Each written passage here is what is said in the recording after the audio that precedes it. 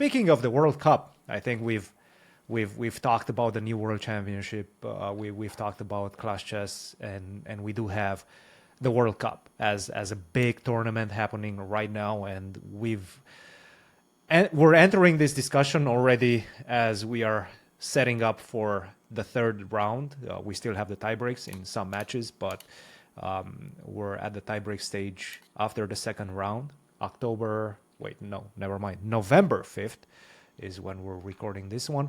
So a lot of things have happened. Obviously, you already prefaced it. The top three qualify to the candidates. So a lot at stake. A lot of the players that have missed on the candidate spots are trying to make it on the final stretch. And we already have some big surprises. We're going to go through the bracket and kind of discuss it. And maybe we can give our dream bracket scenario as well, prediction as well. So let me just share the screen with you, Fabi. I do have a nice little bracket ready for you.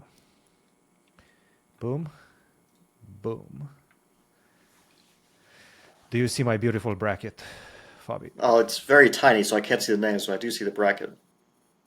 You see the bracket? Excellent. Well, yeah, I just can't see the names on it, so it's not very helpful in that I can, sense. I can, I don't know why you cannot see it, but perhaps you can also check it yourself on chess.com. We're not doing any advertisement, but it Okay, is taken from chess.com. I'm gonna use Wikipedia instead. Advertising Wikipedia. You're gonna use okay, Wikipedia. You should try Grokkipedia. All right, round one. A lot of the players played bye. Whenever you play the bye, it means you're going to automatically go to the next round. Gukesh played by Sargis. Plenty of players played by. We're not going to go through all the names. Yeah, Bai is a terrible Some player. he's pretty bad. Some surprises in round one Um, from your perspective. not.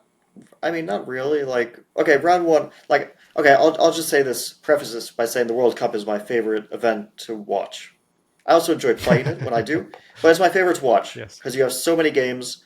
The openings are very interesting. The matches are very close, very interesting, very competitive. Um, Yes. Goes to tiebreak, so you have that aspect. That's fun to do. Um, but the first round is rarely interesting, honestly. I mean, okay, watch a bit, but there's not too many close matches. Was there anything like super unusual in the first round? Not super Um, unusual. I would highlight this one, Faustino. I will say Faustino instead of Faustino, even though I really like the way it sounds, Faustino. But I got so much shit in the comments the last time we covered one of his games. Faustino Oro defeated Burkic, a very strong grandmaster. I believe he was at his peak around 2650, so definitely a super solid grandmaster. He defeated him in the blitz portion, the blitz tiebreak. So definitely, at least from my perspective, a wild card 12-year-old to defeat such a seasoned grandmaster is somewhat of a surprise, despite the fact that right now their rating difference is not as high. It's about 100 rating points. yeah, no, I would also definitely highlight that one because he's so young and obviously he's so good, especially for his age. And yeah, I can't really think of any younger players playing the World Cup. Maybe it happened. Probably not getting past the first round. And Berkic is a good grandmaster. He was probably about 2650 at his peak, Hmm. Hmm. roughly. It was a close match. You know, the kid is good. Obviously, He's good. He's good. he's good in class. Well, I mean, also he drew two games to Vidit. Back and says, yes, it is. The players shake hands. It is a draw. And, well, They were the most exciting games. He was better with Black in the first game, petered out to draw by repetition. Second game was basically without content. But still, Vidit is 2700 plus, very seasoned guy who's been probably around He's a candidate. He's been at the 2750 candidates. I mean, roughly. He's been at the last candidates. I mean, he won the Grand yeah. Swiss. He's a very good player. So to be basically playing an even match, even though it's still early. I mean, 2 game match. It's not like we can read so much into it, but still, that's already quite significant. And he did play Vichy in a rapid blitz match. He took that to blitz stage. I mean, that was very close. So, look, Faustino is very good. It's really hard to doubt him at this stage. What do you think is going to happen in tiebreaks? Hopefully, we're going to get this one out before tiebreaks begin tomorrow. You think he's going to take it, or you think Vidit is going to defend his pride, his local pride? I mean, honestly, like in rapid, I would be really surprised because I just feel like in rapid, usually the more experienced, stronger player takes it. Um, and I still think that the difference between their levels should make itself felt, but I wouldn't. I mean, I would put money on it for sure. I just don't know what odds I would give. I wouldn't give Yeah. huge odds. I mean, I would give some odds, but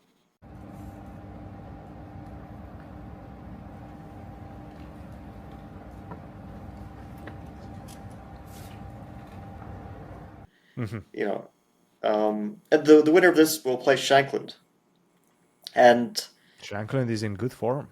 2-0 yeah, against Ivanchuk. yeah, he beat Vasily 2-0.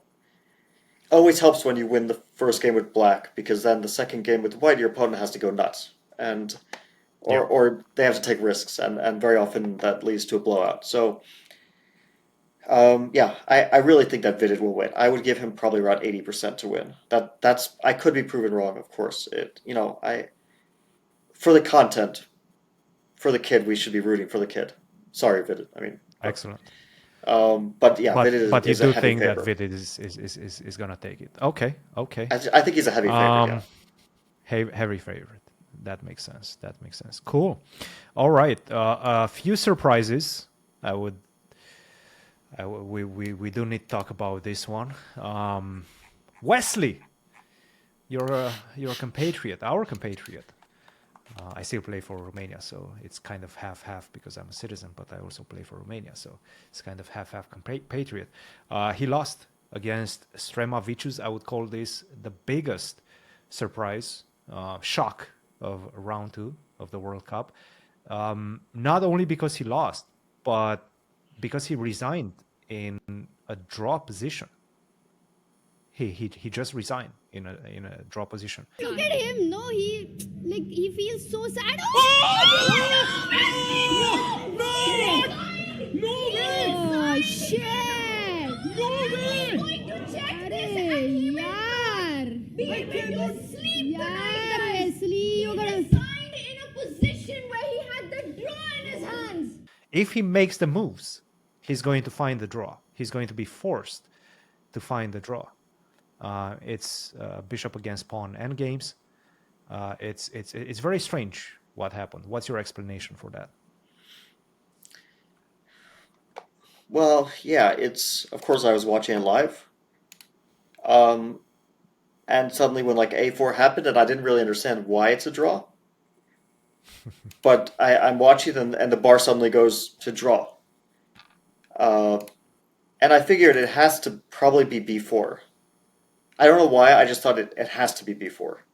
But I couldn't understand why, and only later uh, then like yeah, at some since I knew it was a draw, then after a few minutes of thought I saw that yeah, it has to be H1. But you have to consider H1. You just have to consider it, which Correct. I don't know. Can you blame someone for not considering it? I mean, it's very hard to say because if you don't consider it, you don't consider it. Like, what do you want the guy to do? I mean, it's not like if you don't consider H1, then it's perfectly reasonable to resign because you kind of just lose your pawns and that's it. The funny thing is that he Yeah. played B4, right? Which is like He did. basically when A4 happened. I'm looking at the screen and Wesley is absolutely dejected. He obviously looks like he's sure he's going to lose. Like the game's over basically. Which technically it was the move before. Although it was, if you can't play a4, it gets a bit more tricky, right? This trick with h1 obviously uh, gives black some opportunities to hold this. Now, if someone doesn't consider at all the move h1 and doesn't know that they're drawing, I mean, of course, if you told him it's a draw, I mean, he'll understand that he can't draw by going backwards with his king. He has to go forwards, and then after king f4, I mean, like he has to play like king g4, king e3, king h4, king f4. Like you have to play h1, right? I mean, you can't let go of your pawn. So if you tell him it's a draw, obviously he finds it very quickly, probably like immediately, just by elimination. He sees, oh, okay, the king goes to g1 and stalemate. It's a miracle. Miracles do happen. Very rarely, but this is a study. It's a study, basically. It's a stalemate from nowhere. The king is in the center of the board, black's king, and suddenly it's stalemated on g1, out of nowhere. Yep.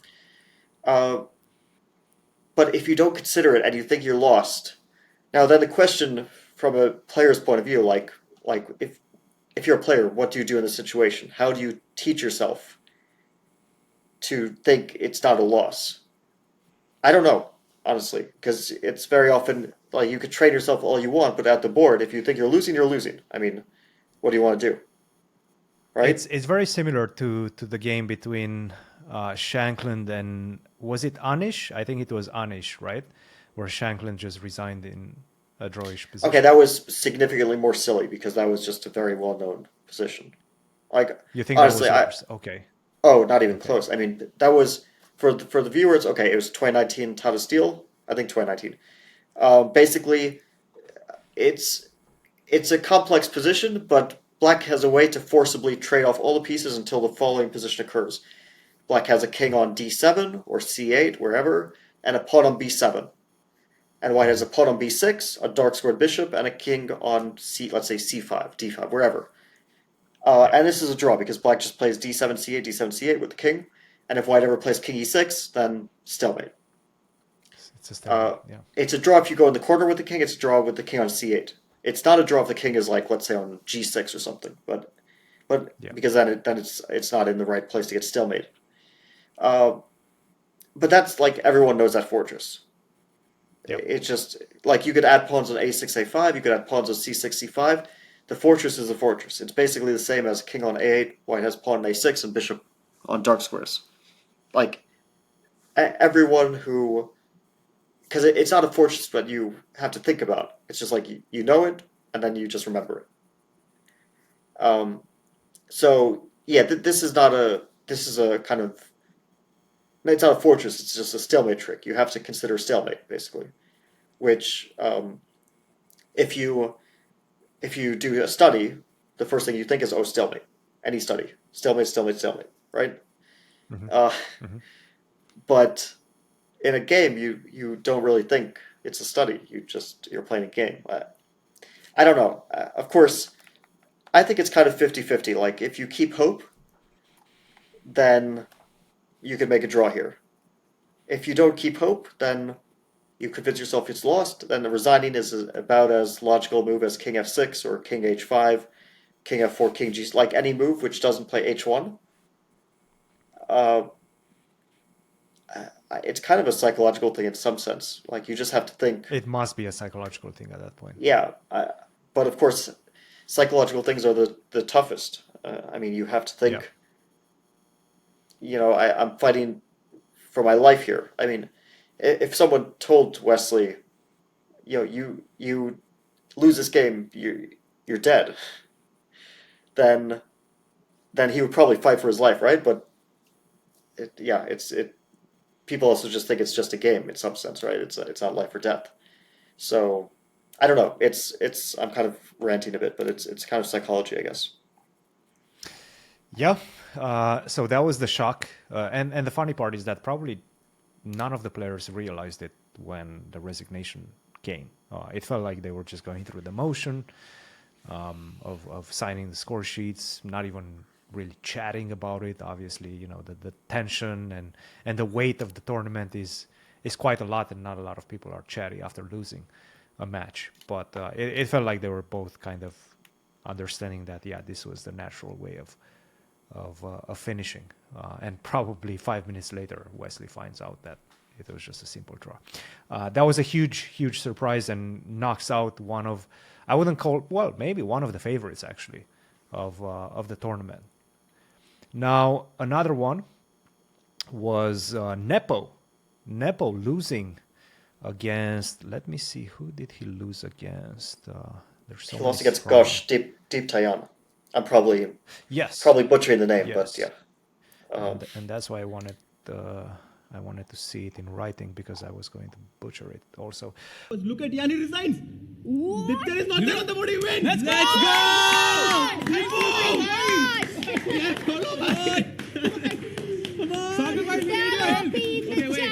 Huge blunder with the white pieces out of the opening. Forgot about bishop a6 and bishop takes f2. Then basically tried to grovel to stay alive in the game. And Gosh just dismantled him, played very well, and converted his advantage.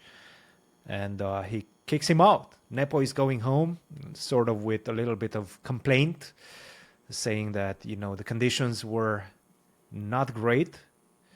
And I do have to agree with him from what I'm hearing from some of the competitors, and obviously not everybody will come out with those things, but it does seem like the hotel is not in the best shape. Yeah, I'm going to leave it at that. I do want to, I'm not going to give names because they might still be in the competition, but I did hear there's very regular instances of bed bugs, and that's one of the few things that are happening with the hotel. It's not in great shape, and I'm sure a lot of players have concerns, and they're not very happy about it. But while you're in the tournament, you simply don't allow yourself to think about these things. You try to solve them as best as you can and move on, because you have games to worry about. But it does seem like there are some problems there. So yeah, that's the situation with Nepo. Nepo goes home, and we do have some juicy matchups in the upcoming round. Which I just have to one say, I really sort like of- yes. Jan's mistake in the opening. I cannot. To me, this is more shocking than Wesley resigning. I mean, to play h3, honestly. Just because is- he missed bishop takes f2, yeah? I mean, okay, it's just like such a standard tactic. I mean, it shows up in so many lines. Like, I don't know. It's no, it's like really standard tactic. I mean, in Blitz, of Yeah, course, you it can is, you it can is. blunder this, but I mean, he also thought for quite a while. Like, I don't know. Then okay, you get hit with bishop a6. It's kind of a shock.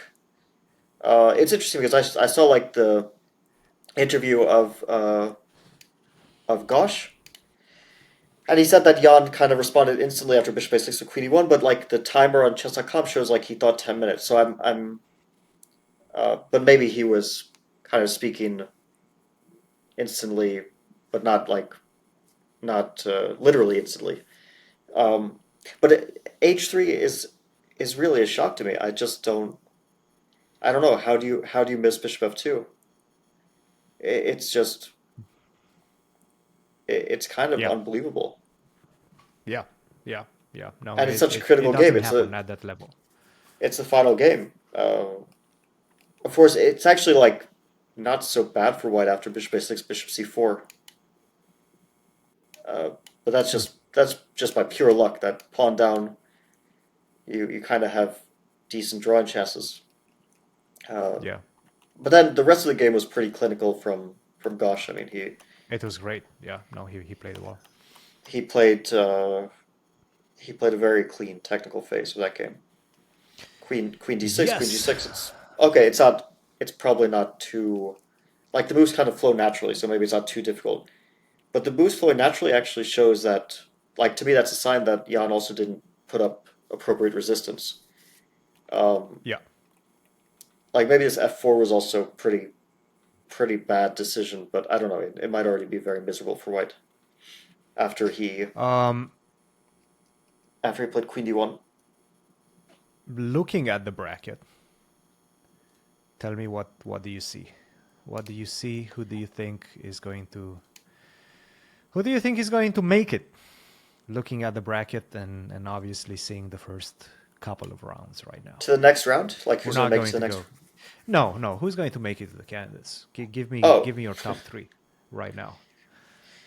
I don't know. It's tough because, like, also some of the people who could make it, they're already in the candidate, so it's like very like, or they're world champion, like Gukesh. So it's in that sense, it's not impossible that Anish, Gukesh, uh, or technically Blue Bomb as well could make it to the top three, and then you have some kind of different system, which I don't even know what's going on, right? Who's next? Yep. It goes to FIDE circuit, but then there's also FIDE circuit's a mess as well. So if I'm not going to count Anish or Gukesh, and Wesley's out, Jan is out, Arvind is out, of course that still leaves a huge amount of great players. Um, I think that it would not be crazy to say like Levon in this format has pretty good chances, as good as anyone can have. And also he's the only person in history who's won this tournament twice. And I think besides winning twice, maybe he also got to a final once, but I might be wrong about that. So anyway, he has a pretty serious pedigree He knows in how this to win it. tournament. Yeah. He So knows how to win it. I would probably pick. I can pick three people, right? That's okay. I'll pick Levon as one. I think that's. Um, then I think like logically, it would make sense. Of course, obviously Gukesh and Anish make sense, but I'm not picking them because they're already in. Well, or they're world champion. Um, hmm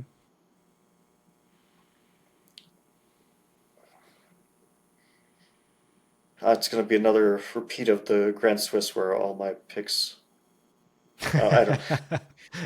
It's okay. It's okay. It's Um, okay. of course, there could always be like an underdog who makes it. Now, who is good in a I match have one in format? mind. I Who? Who? I, I do Tell have me. an underdog in mind for myself. You want me Tell to me. take it first? Okay, I'll take my underdog. I'll just give you my underdog right now. Sure, sure. Leco. Okay. Okay.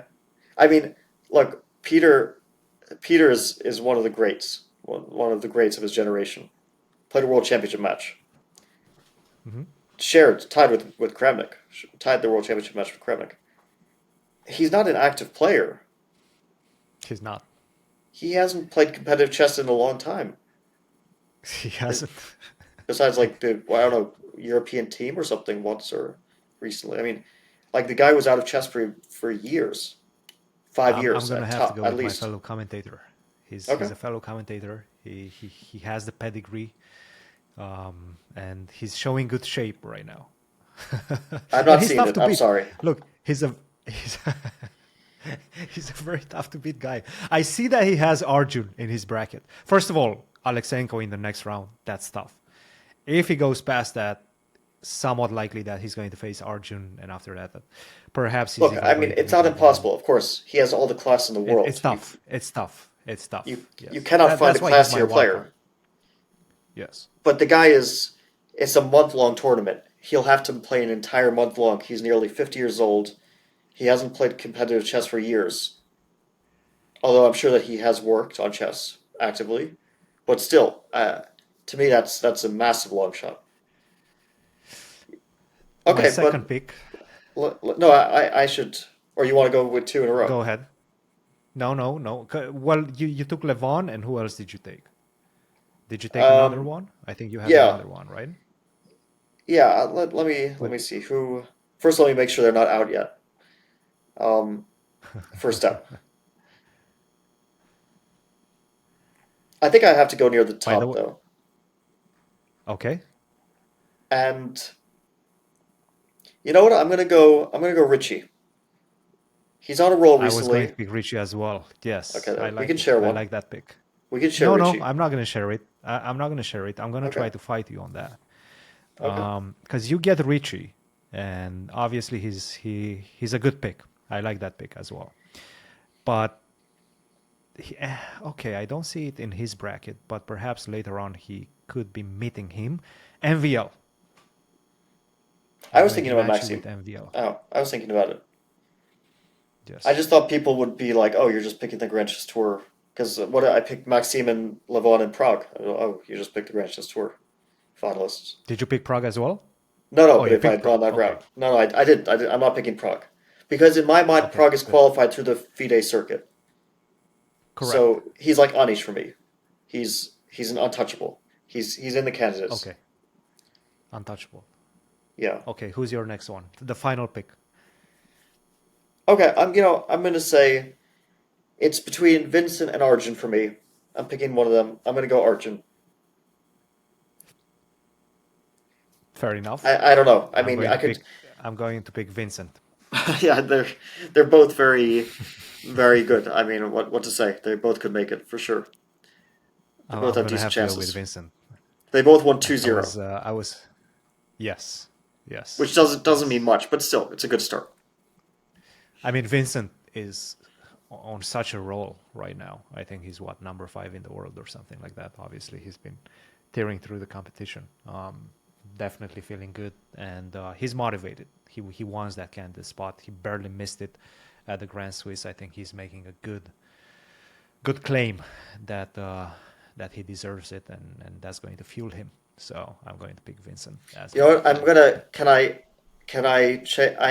You want to switch, Yeah. or do you want to I'm get an additional one? no. I'm leaving Arjun. I'm taking Hans. Okay. I think. I don't Okay. know. Okay. I can see it. I can see it But happening. but Hans still has to pass this round. He's 1-1 against Lorenzo That's true. Lodici from Like Italy.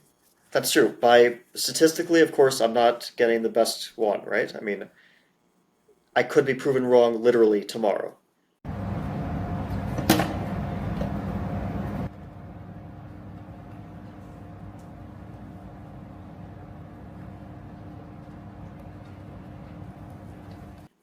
I like it. But I really think he's going to win that. Yeah, I mean, against Lodici in Rapid, I think he's like a 90% probably to win.